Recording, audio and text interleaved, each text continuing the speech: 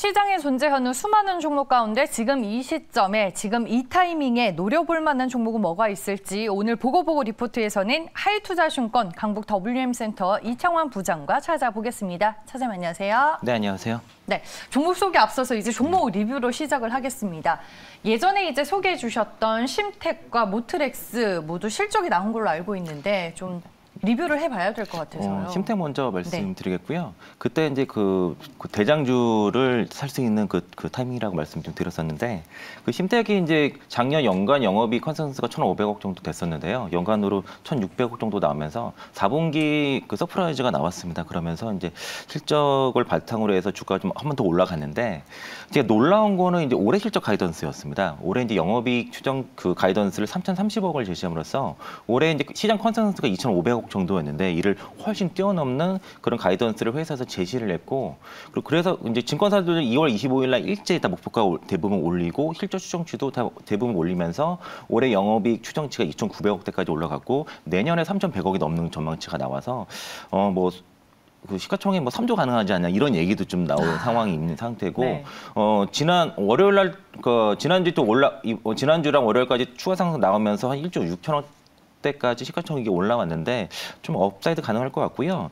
기존의 목표가를 53,000원 1차 제시했었고 2차 62,000원 제시했었는데 1차는 도달을 했습니다. 그리고 이제 2차도 얼마 안 남았는데 이때 당시에 올해 추정 EPS가 한 4,400억 정도 됐는데 지금 6,687원까지 상향됐고요. 그리고 내년도 7,336원까지 EPS가 올라갔기 때문에 제가 타겟 PR 12배를 줬거든요. 그렇게 되면은 목표가 수정을 하게 되면 1차 8만 원이 되겠고요. 그 2차 88,000원이 되겠고, 그리고 만약에 시가총액 3조가 가능한다면 10만 원도 가능할 수 있습니다. 현재 그래서 기존의 목표가 53,000원을 8만 원으로, 그리고 2차 목표가 62,000원을 88,000원으로 일단 상향 조정하고, 네. 매수 타이밍은 좀 떠 있어요. 그래서 이거 좀 눌릴 때 5만 원 초반 정도에 눌렸을 때 매수가 가능하다. 타이밍상으로는 그렇다 말씀드리겠습니다. 네, 알겠습니다. 기존에 보유하고 계신 분들은 올려주신 목표 주가까지 계속 홀딩하시면 될 것 같고, 지금에라도 관심을 가지고 계신 분들은 좀 눌림목이 왔을 때 5만 원 선에서 매수를 하자라고 얘기를 해주셨고요.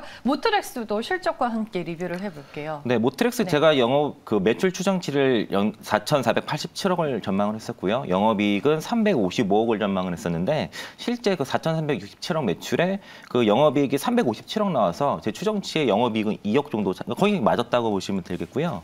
올해 전망도 394억 정도 전망을 하고 있는데 거의 그 변화가 없습니다. 현재 그래서 일단 기존의 목표가 8,500원 1차, 2차 이제 9,500원을 유지를 하는데, 그 점검해야 될 사항은 뭐냐면은 지금 러시아 우크라이나 사태 터졌기 때문에 동사도 그 동유럽 쪽의 매출 비중이 한 10% 정도 있는데, 다행인 것은 일단 러시아 쪽에는 공장이 없는 것으로 확인됐고, 그리고 러시아 쪽으로 매출이 나가지 않는다는 거. 그리고 CIS라고 해서 그 구소련의 연방 국가들이 있거든요. 뭐 우즈베키스탄이라든가 이런 연방 국가 쪽으로 매출 비중은 10% 정도 있는데, 회사 영업단에서는 일단 러시아 우크라이나 사태 반사액이 기대가 된다. 오히려 그 단가가 올라갈 수 있는 그런 기회 요소로 보고 있어서 일단 그 부분은 좋은 환경이지만, 이제 우크라이나 사태로 인해서 물류 그 비가 증가할 수 있는 상황이 있어서 일단은 1분기까지는 상황을 좀 지켜보자. 그래서 일단은 실적 전망치는 유지하면서 목표 주가 그대로 유지하도록 하겠습니다. 네, 알겠습니다. 심텍에 이어서 모트렉스까지 두 종목 먼저 리뷰를 해봤습니다.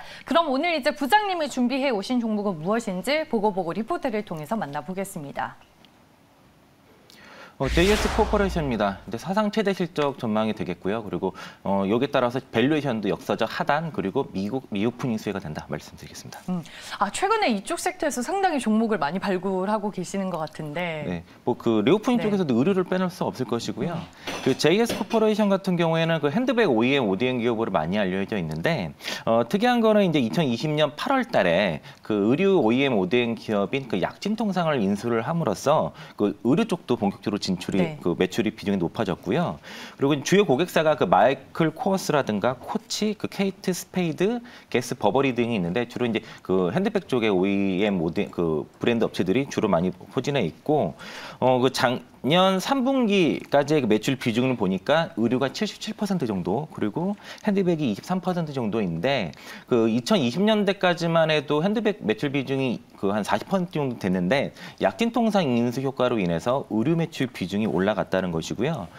그 약진통상 같은 경우는 주로 하는 게 이제 니트 의류거든요. 니트라고 해서 우리가 뭐털 이런 게 아니라 의류의 OEM, ODM 업체는 그 두 가지로 나누는데요. 그러니까 의류의 종류가 니트랑 우분으로 나눕니다. 그러니까 니트는 어떤 거냐면은 보통 이렇게 신축성이 있는 의류를 다 니트라고 구분하고요. 그냥 신축성이 없는 의류를 우분이라 하는데 보통 티셔츠라든가 원피스가 거의 니트 의류로 구분이 되고 그리고 그 자켓 같은 거 좀 빳빳한 거 바지라든가 그런 것들이 대부분 이제 우분이라서 좀 더 이렇게 그 외투 그 좀 가격이 우분이 좀 더 비싼 그런 특징이 있는데 약진통상은 주로 이제 니트 의류의 주력으로 한다라고 좀 우리가 좀 회사 내용을 확인해 볼 수 있을 것 같습니다. 네, 알겠습니다. 제가 알기로는 4분기 실적이 또 괜찮았던 걸로 알고 있거든요. 네, 보통 의류 OEM, ODM 업체들이 4분기가 그 성주기이기 때문에 성수기잖아요. 네, 또 한세실업도 마찬가지로 네. 4분기가 좋고 1분기가 좀 떨어지는 그런 구조인데 4분기 영업이익이 147억 정도 나와서 그 216%그 전년 동기 대비 성장이 나왔고 당기순이익도 183억 그래서 흑자 전환이 됐고요.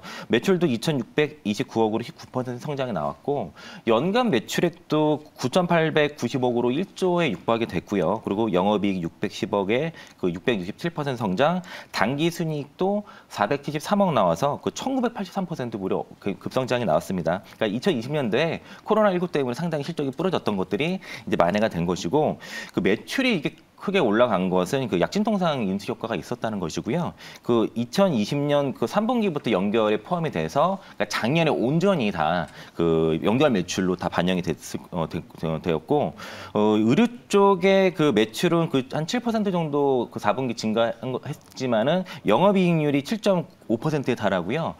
핸드백 쪽 매출이 좀 많이 올라갔습니다. 매출이 792억으로 66% 성장이 나왔는데 핸드백 쪽은 원래 마진이 좀 적은 편이었는데 의류 쪽 마진이 올라가면서 그 분기별 전체 영업이익률을 올려준 효과를 볼 수 있겠고 그리고 그 4분기부터 핸드백 쪽의 그 수주가 갑자기 급증하기 시작했습니다. 그래서 이게 이제 1분기로 연결되면은 1분기 실적도 좀 괜찮을 거로 예상하고 있고요. 그래서 보통 4분기에 좋고 1분기에 비수기를 보통 의류 OEM 업체들이 나타나는데 핸드백 그 실적 성장으로 인해서 4분기에 의해서 1분기도 좋은 의류 OEM, ODM 업체라고 좀 말씀드리겠고 대신증권에서 1분기 영업이익 171억 그 62% 성장을 전망했듯이 이제 1분기도 좋다라고 봤을 때는 다른 의류 업체보다 주가가 좀 유독 강한 것도 그 이유가 있다라고 좀 볼 수 있겠고 올해 이제 그 JS 코퍼레이션이 밸류에이션을 좀 받지 못했던 이유가 올해 피크아웃 우려가 좀 있었습니다. 동사가 실적 피크아웃이. 네. 그래서 올해는 분명히 좋은데 올해가 좀 피크일 것이라는 예상을 했지만은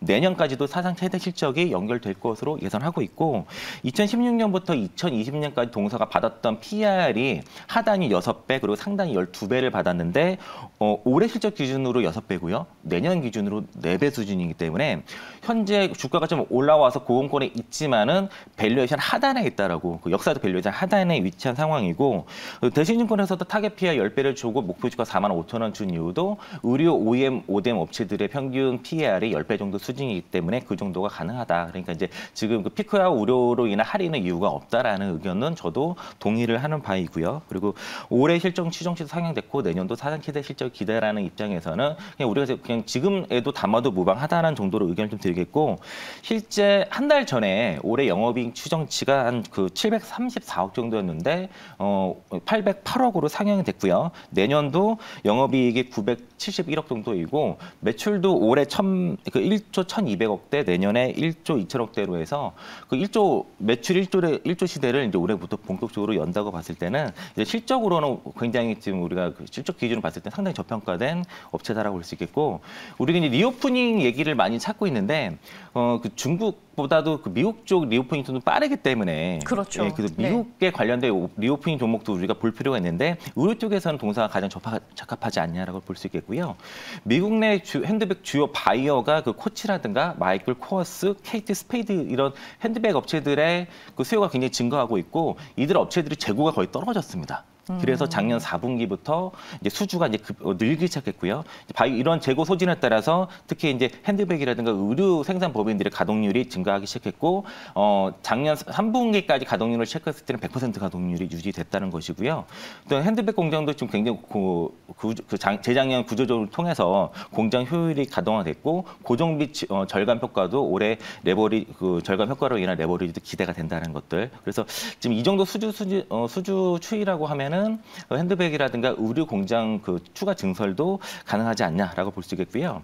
의류 업체들이 가장 리스크인 건 코로나19였는데 그 우한 코로나라고 불렸을 당시에 가장 먼저 타격을 받았던 업체들이 바로 의류 OEM 업체들이었습니다. 그거 이유는 중국의 이제 원부 자재들 조달을 많이 하기 때문에 그런 밸류 체인이 깨지면서 그리고 또 이제 공장 셧다운 문제들이 발생하면서 이제 피해를 많이 입었는데 동사가 이제 2020년 8월달에 약진 통상을 인수를 하면서 올해 이제 연결 실적으로 그 작년부터 연결 실적으로 반영됐다고 좀 말씀을 드렸는데 베트남에 이제 그 베트남의 의류 공장이 주로 있는데요. 근데 이제 동사가 베트남뿐만 아니라 인도네시아라든가 캄보디아 쪽으로도 생산 그 거점을 좀 분산을 해놨는데 작년에 그 베트남 쪽에 그 공장들이 셧다운이 상당히 많이 됐거든요. 특히 이제 의류 쪽은 호치민 쪽의 공장들이 무차별적으로 셧다운이 많이 됐는데 그 약간 제가 아까 의류 쪽에 그 니트랑 우분이라 말씀 많이 드렸는데요. 호치민시에는 주로 의류 쪽에서 니트 공장이 많고요. 그 북쪽에 하노이 쪽에 우분 공장이 좀 많은 편입니다. 그래서 네. 이제 호치민 쪽의 의류 업체들이 상당히 피해를 많이 봤는데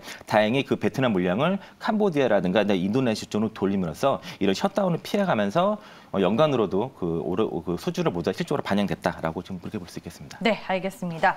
전체적으로 이제 앞으로 어떤 외형 성장을 그려나갈지 저희가 스토리를 한번 짜봤는데 앞으로 이런 성장을 기반으로 밸류 적정하게 주가로는 얼마로 보고 계실지. 네, 뭐 실적은 제가 다 말씀드렸고요. 그 추정 EPS 기준으로도 올해 이제 4,484원 그리고 내년에 그 5,639원이라서 저도 그 대신증권 리포트의 타겟 피해 10배에 대해서 동의를 해서 똑같이 그 타겟 피해 10배를 주게 되면은 1차 목표가 45,000원 대신증권과 동일하게 유지하겠고요. 내년 실적 기준으로 10배 줘서 56,000원까지 2차 좀 말씀드리겠고 제가 이 리포트를 사실은 주말에 썼는데 네. 월요일 날 급등이 나와서요. 맞아요. 네, 그래서, 많이 올랐네요. 그래서 그 시초가부터 그냥 바로 쭉 치고 가는데 밸류가 싸다는 그런 지금 알려진 상태고 일단은 오늘 월요일에 급등이 나왔기 때문에 바로 쫓아가기보다는 한 26,000원 이하권에서 눌림을 좀 기다려보는 그러니까 오늘 매수를 못하면은 뭐 내일이나 모레라도 좀 대놓고서 좀 밑에서 기다리는 전략으로 해서 26,000원 이하 매수 의견 드리겠고요. 목표가 말씀드렸고 손절가 2만 원 제시해드리도록 하겠습니다. 네, 알겠습니다. 미국 리오프닝에 따른 수혜주다라고 말씀해 주셨고 올해도